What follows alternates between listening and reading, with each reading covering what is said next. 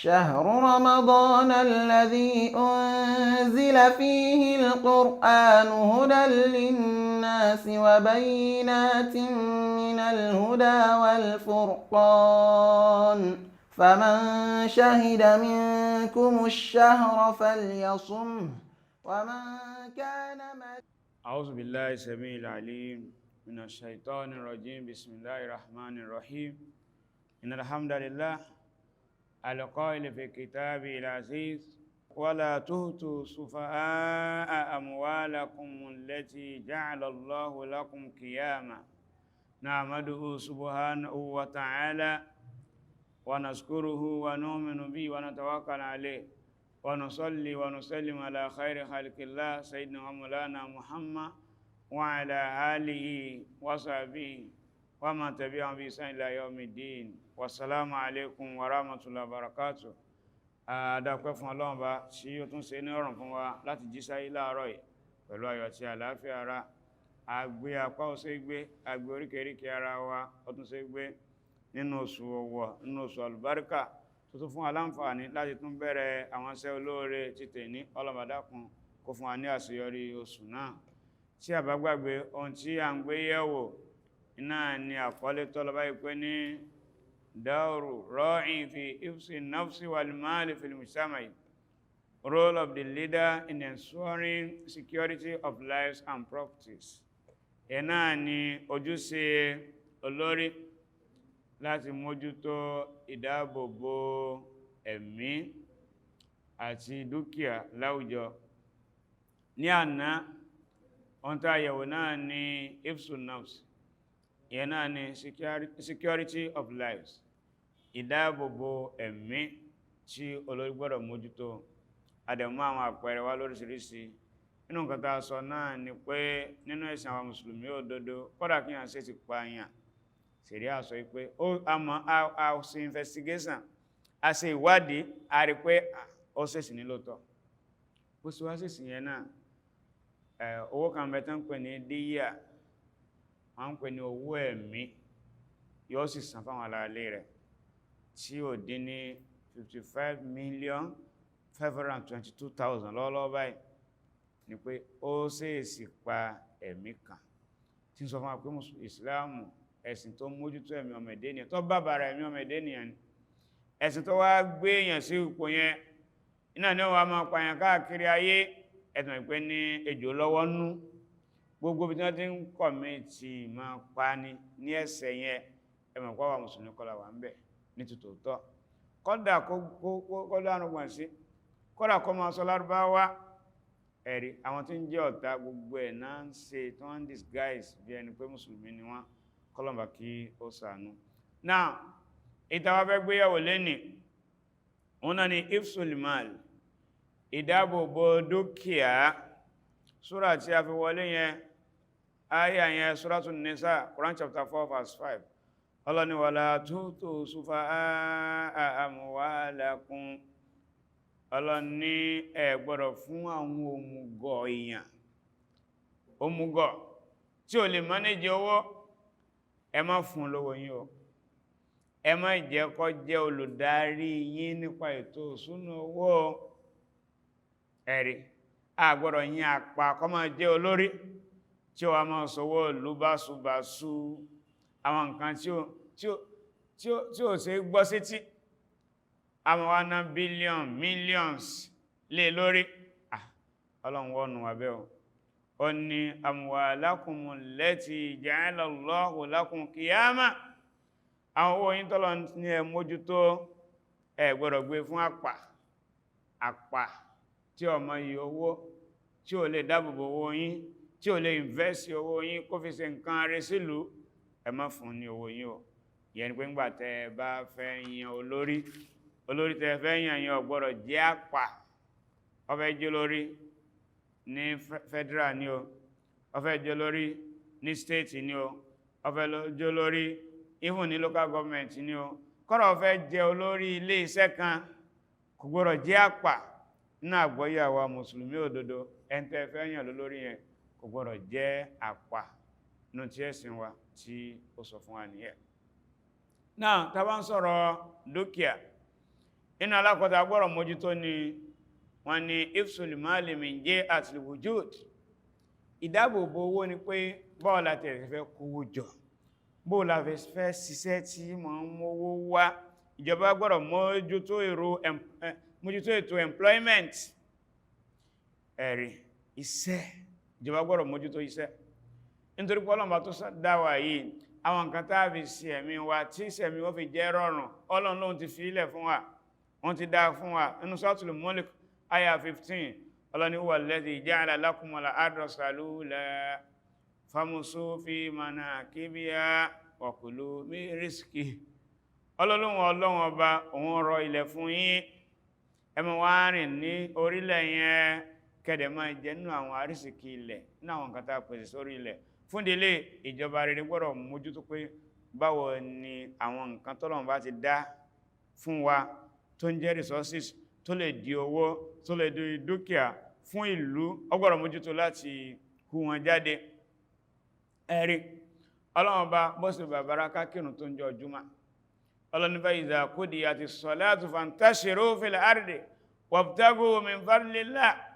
Nígbà tẹ́ bá kírun yín tán, ẹ tún fọ́n ká sórílẹ̀, kí kálukú fọ́n ká sórílẹ̀ kó máa wá nù Ọlọ́run tí ó jẹ tí ó mú.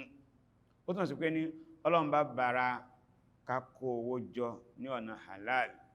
Ẹ̀rí eléyìí ń sọ fún wa bí ẹ̀sìn wa ṣe mójútó ọ̀rọ̀ owó, ọ̀rọ̀ dúkìá, ó ṣe mójútó tó. Ẹ̀rí lẹ́yìn ẹ wọ́n pè kankan ní istithmar, táwọn olóyìnbó ń pè ní investment. Ìjọba rere ó gbọ́dọ̀ mójútó, gbogbo ẹni tó bá ń jẹ́ aṣíwájú rere ó gbọ́dọ̀ mójútó. Báwo ni owó ta ní, dúkìá ta ní nínú ìlú, báwo ló ṣe fẹ́ máa gbèrú. So ìjọba máa ń ní àwọn business tí ó dẹ̀ fi àwọn tí kìí ṣe àpà tí ó fi wọ́n ṣe adarí rẹ̀. Ẹ̀rí ó ṣe pàtàkì. Ọ̀kan nínú àwọn àfẹ́sìn a ń pè ní Sufyanu Thawri, inú nǹkan tó sọ náà ni pé ní ó ní man kana fi yadihi min hadhihi, ó lẹ́nikẹ́ni tí ó bá nínú owó yóò níjọ́nà lọ́hùn, owó tí ń bẹ náà ni dananir àti daraim, owó díríàmù, owó dínárì. Ó lẹ́nikẹ́ni tó bá ní lọ́wọ́ nínú yín o, ẹni tó bá ní shay'un tó nínú ẹ̀ lọ́wọ́ yín, ó ní fali yuslih, ó ní kó lò dáadáa, kọ́mọ́ ló ń lòkulò, yẹsẹ̀sìmírò, kó invest rẹ̀, kó jẹ́ kó gbèrú, yahfazuhu mina diya, kó dáàbòbò, kọ́mọ́ jẹ́ kó sọnù, kọ́mọ́ jẹ́ ó lè gbé. Fa innahu zamanu man ihtaja kana awwal ma yabsulu dinahu. Ó ń torí pé ní tí ó bá mójútó dúkìá ara rẹ̀, níjọ́ tó bá wá ní bùkátà sí owó tó yẹ kó náwó tí ó wá rówó ná, ó lóhun àkọ́kọ́ tó máa kọ́kọ́ ná náà ní ẹ̀sìn rẹ̀. Nítorí ẹ̀ ní pé ní a gbọ́dọ̀ mójútó báwo la ṣe ní owó lọ́wọ́. So ìjọba rere, báwo ni dúkìá èyí tó jẹ́ taráàlú táàjọ ní papọ̀ àti dúkìá èèyàn kọ̀ọ̀kan, báwo la ṣe mójútó inú iṣẹ́ ìjọba rere ni a gbọ́dọ̀ mójútó. Eléyìí ó ṣe pàtàkì kí a wòye sí. Nítorí eléyìí kódà ọmọ tí òbí ẹ̀ ti kú, ọmọ tó bí ẹ̀ ti kú, wọ́n ń pè wọ́n ní al-aitam nínú ẹ̀sìn àwọn mùsùlùmí òdodo. Dúkìá tí ẹ̀sìn rẹ̀ tí àwọn òbí ẹ̀ fi sílẹ̀ yẹn, ìjọba rere a máa mójútó. Àwọn eléyìí wọ́n ti lù sí àwọn tí wọ́n bí wọn. Nínú ẹ̀sìn àwọn mùsùlùmí òdodo, Suratun Nisa, Quran chapter 4 verse 6, Ọlọ́run ní wabtalu liyatama hatta idha